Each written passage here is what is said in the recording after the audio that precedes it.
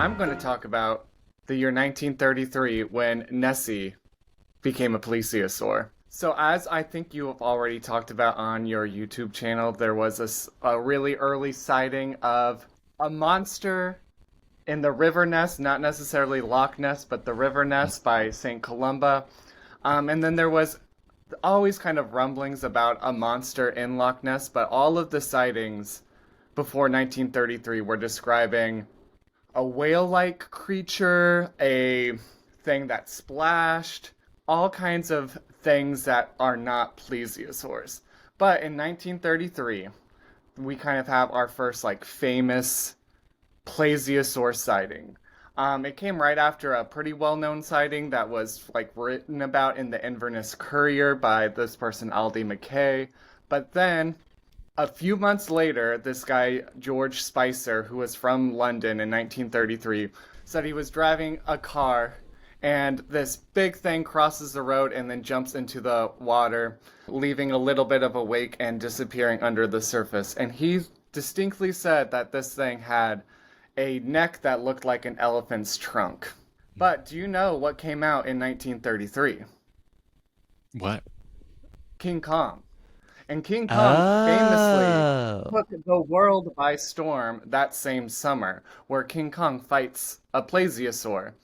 And so there's a lot of conjuncture that this guy was kind of a known prankster, storyteller, was really into like pop culture type stuff. So a lot of people think he kind of came up with this, oh, it would be cool if Nessie was a plesiosaur. I'm going to make Nessie into a plesiosaur and like create this whole really fun narrative about it. And then we get a couple of sightings later is the famous surgeon's photo in 1934, so that's a year later, which everyone knows as the famous Nessie, but now has been kind of shown to being a toy submarine with a cutout that looks like a plesiosaur. Since the 1930s, everyone just assumes Nessie is a plesiosaur, but for most of Nessie's history, Nessie was a different looking animal that most people think looked a little bit more like a seal. There was also, like, before this whole plesiosaur craze, a bunch of people who lived in Inverness all thought they saw the Loch Ness Monster and they ran with pitchforks to kill it, and it turned out to be a drowning donkey. So there seems to be like people want to see something, and kind of like how we have memes and like we have things that we want to see and believe and we want them to be a thing.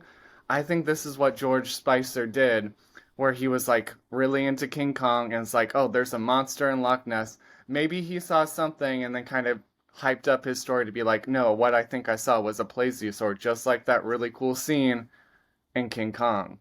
And now everyone knows Nessie as a plesiosaur. So, first thing here that I think is so interesting is how Nessie was portrayed before, like, 1933. Because, me and Brian had the episode on St. Columba's sighting, and they don't really describe it in too much detail. It's a water beastie, right? And it sounds like the earlier sightings, basically the non-modern sightings, are pretty vague about what this thing actually looks like. Is that right? Yeah, so one of the sightings kind of before this described the Loch Ness Monster as being like a big whale, like a whale-like body or a fish-like body. That was the Addie McKay sighting, which was the first one that was published like in the newspaper. And this is kind of a quote from it. It's like the creature was rolling and plunging for a minute, its body resembling that of a whale. And the water was cascading and churning like a cauldron. And then all of a sudden the beast goes down into the churned up water. So there was no mention of a long neck at all. And you think that would be something someone would notice if they were Yeah. like, oh, it's a whale-like body with a giraffe head sticking out of it. Not mentioned at all. Another thing I think is really interesting is that this Spicer sighting has the plesiosaur crossing the road, which is really interesting because at that time, I think a lot of paleontologists thought that plesiosaurs likely did go up onto the shore, kind of like sea turtles to lay their eggs. But now the consensus is that plesiosaurs just stayed in the water their whole life, just like whales. So it is interesting. This first thing that got the plesiosaur to the public attention is based on what we now realize is a misunderstanding of plesiosaurs. Yeah, and the people who probably pranked with the surgeon's photograph also got caught using a hippopotamus footprint and leaving hippopotamus footprints around the lake to kind of be like, oh, look, this thing's walking around too. So it kind of all ties in together. I find it interesting that the plesiosaur theory seems to be the one that resonated the most. I think all three of us would agree that if we could pick one thing for Nessie to be, I'd want Nessie to be a plesiosaur. And I think a lot of people think that way. Why do you think plesiosaurs resonate so much with all of us monster hunters, Jer? Dinosaurs are cool. And I think a lot of people are like, wouldn't it be cool if there was gigantic things walking around that could eat us? That sounds scary and cool. If it's not a plesiosaur, what do you think it is? It's probably a seal, and then people get excited because they want to see something in Loch Ness. And so they like see something, and they might not even be lying about like, oh, I think I saw the Loch Ness Monster, because they just really want to see the Loch Ness Monster. And so they see something that's like strange. Maybe they don't think about seeing like a seal or an otter in like the Highlands of Scotland, and they're like, I guess that had to be the Loch Ness Monster.